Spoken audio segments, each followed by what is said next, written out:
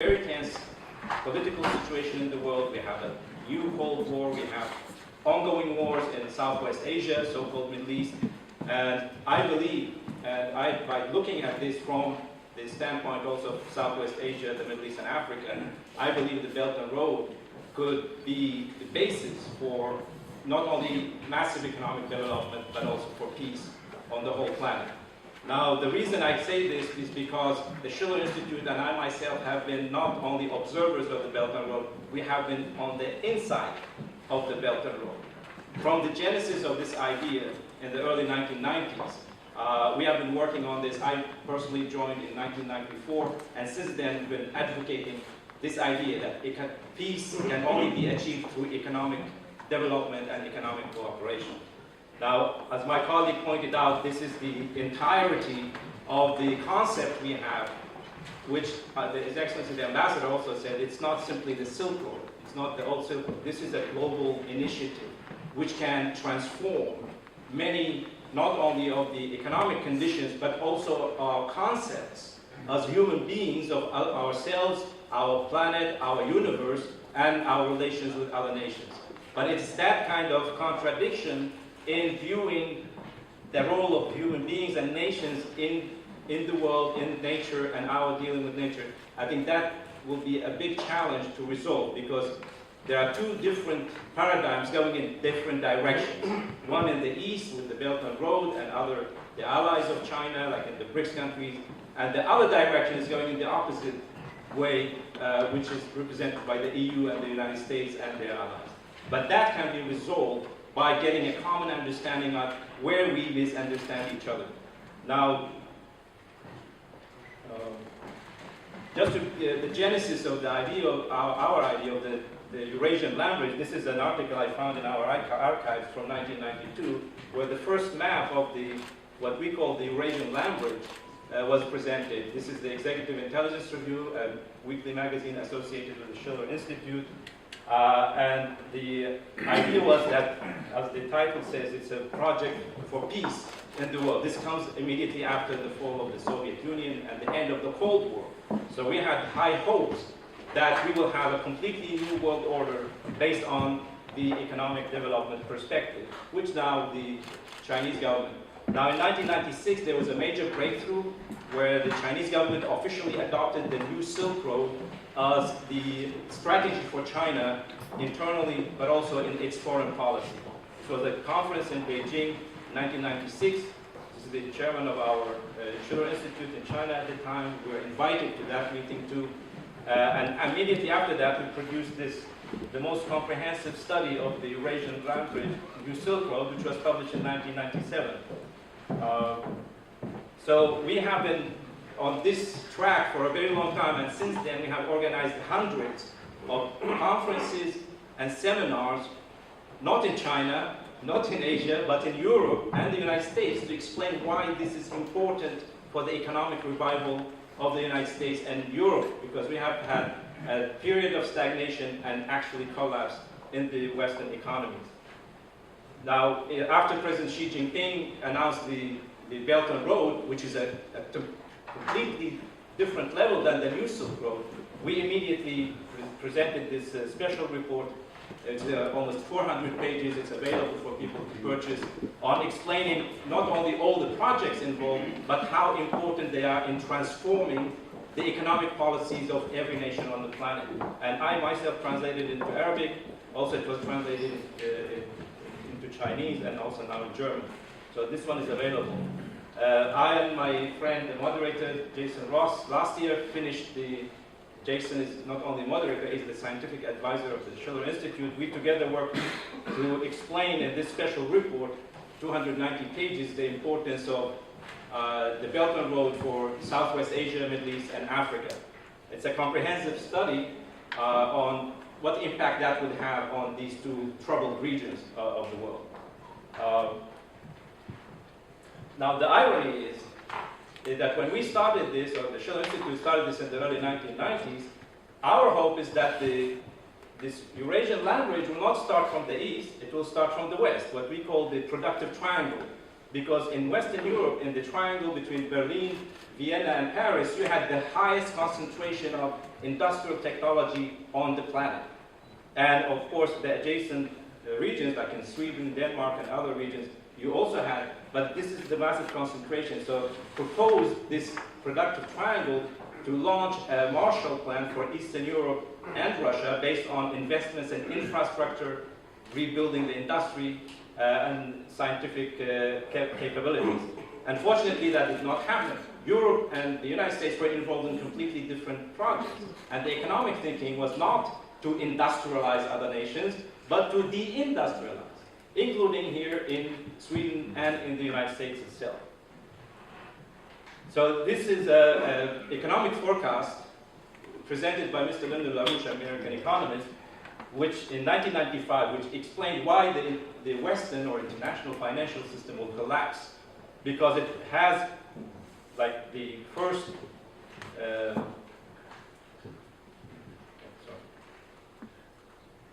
we have the first curve is the financial aggregates, because financial institutions in Europe and the United States have been creating more and more since the early 1970s, and also because of deregulation of the financial and banking system, creating more and more financial instruments for speculation.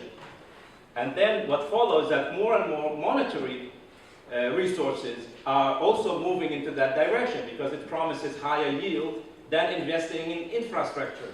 And infrastructure, I tried to use the laser, but it changed. Oh, okay. So investments in infrastructure, scientific the research and development, education and healthcare across the Western world has been diminishing. And instead we have an enormous growth in financial and monetary assets.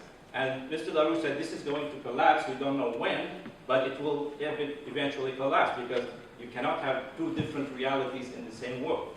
And this is what happened in 2008. It completely collapsed.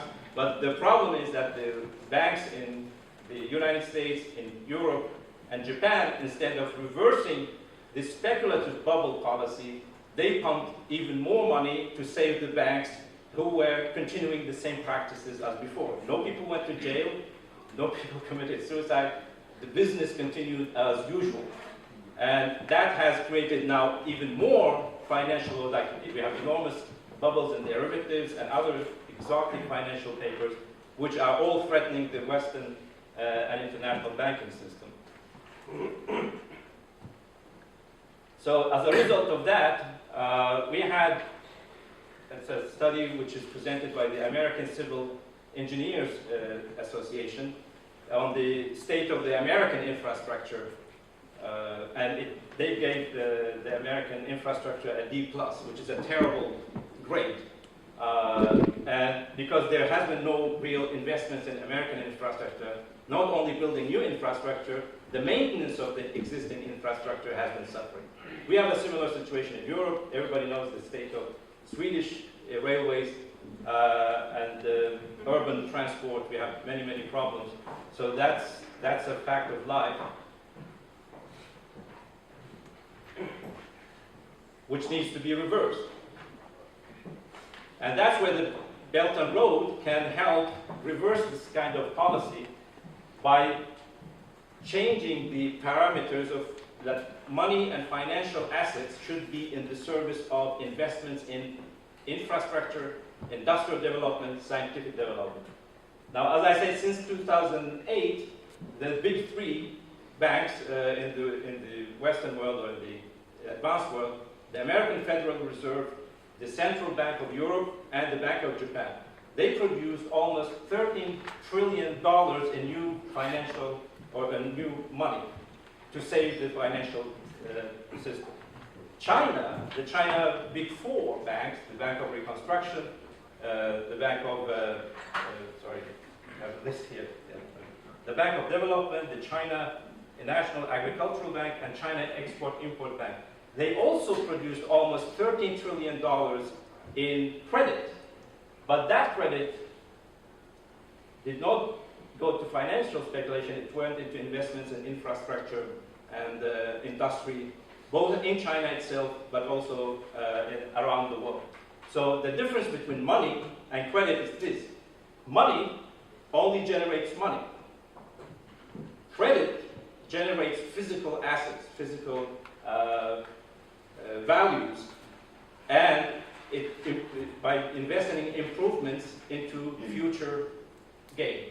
So when you build infrastructure, your profit is not in the moment now, your profit is in the future.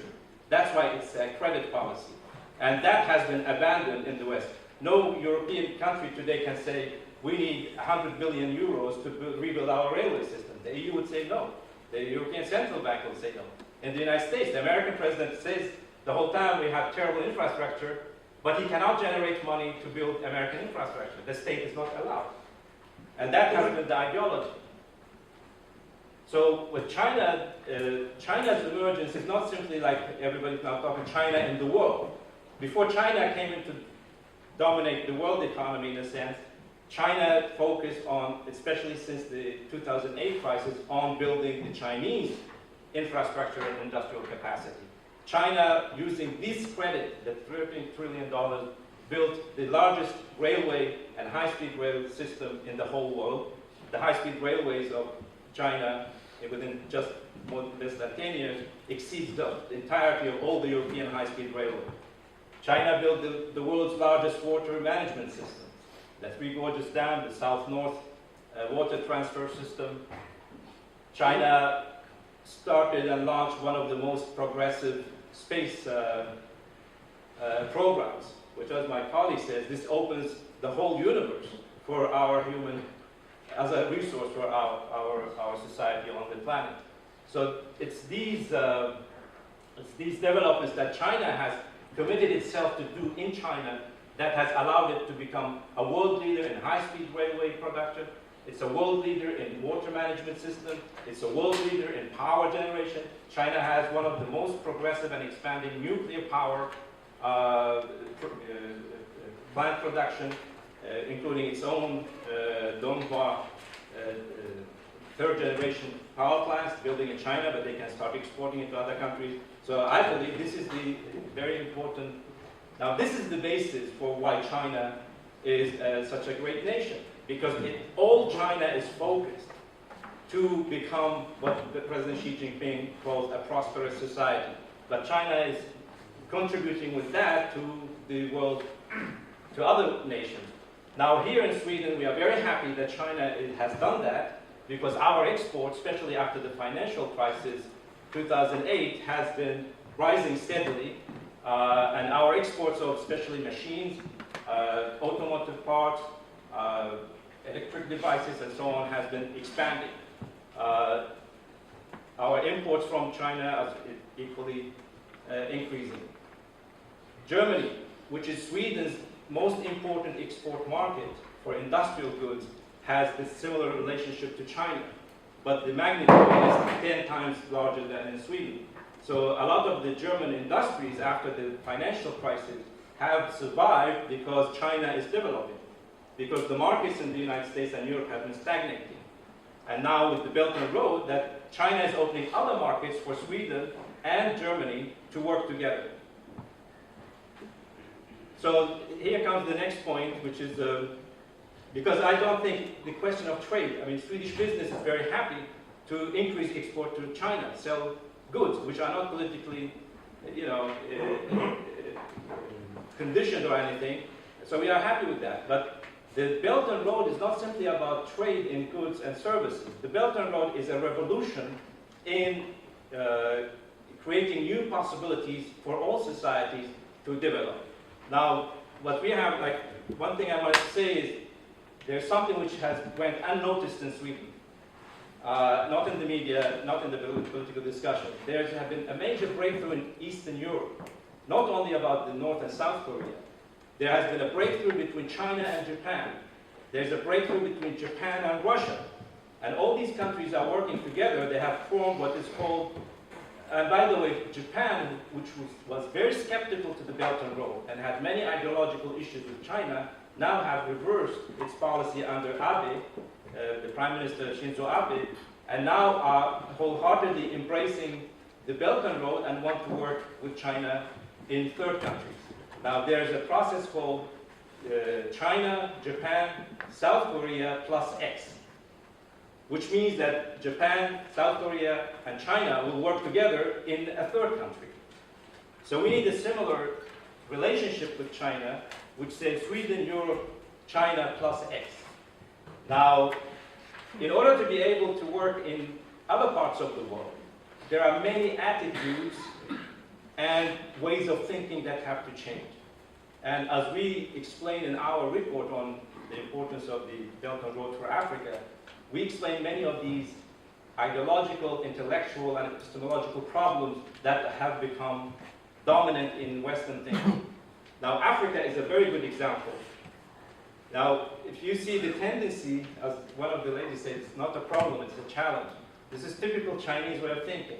We look at problems, the Chinese look at challenges. Challenges to solve, not to make them permanent. And this is exactly what has... No, it's true. The lady immediately reacted and said, there's no problem, there's a challenge. Because we know ourselves. Yeah. Okay, so the general attitude in Europe and the United States is that Africa is a terrible place.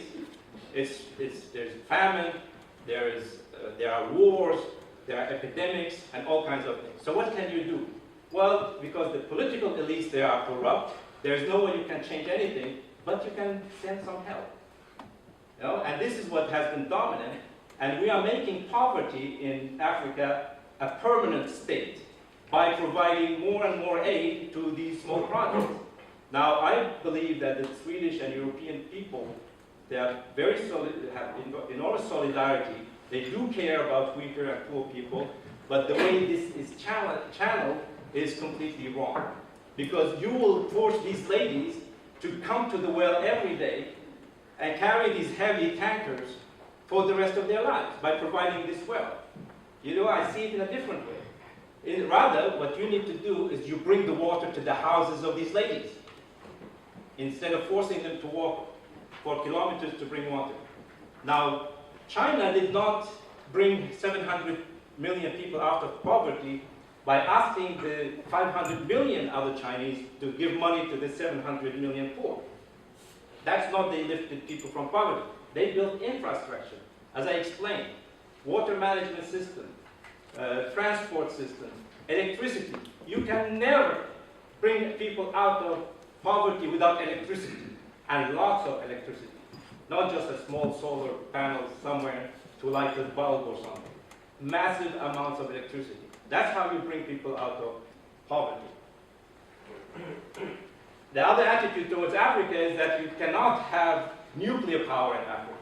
You should not build large-scale water dams in Africa. You should not have coal power in Africa. All these things are the basis for why the United States and Europe became prosperous communities. Why not Africa? They say, no, Africa, they should think small. They should not make the mistake of industrialization. And they have provided the whole time massive amounts of money go to small projects, solar panels here and there, and small projects. That's not the way to deal with poverty. This is political, these are political gimmicks.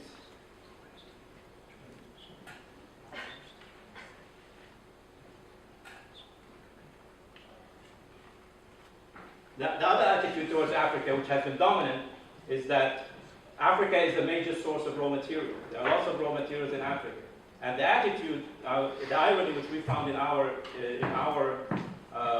report, is that the biggest investor in Africa between 2004 and 2015 was not China. The biggest investor in Africa is the United States and Britain. China comes number 3. But when you look at where is the United States and Britain and Europe are investing, you'll find out it's mostly in the mining sector. While the Chinese investments, you have mining, but you have construction, you have manufacturing. It's a more diversified, you have scientific cooperation. Now, in contrast to the European or Western way of looking at Africa as a problem, and this is where the big misunderstanding comes. This is President Xi Jinping in the COFAC summit in Johannesburg in South Africa. And this is what he said. And I picked these two because these are really opened my eyes to the thinking of the Chinese leadership. He says industrialization is an inevitable path to a country's economic success. Within a short span of several decades,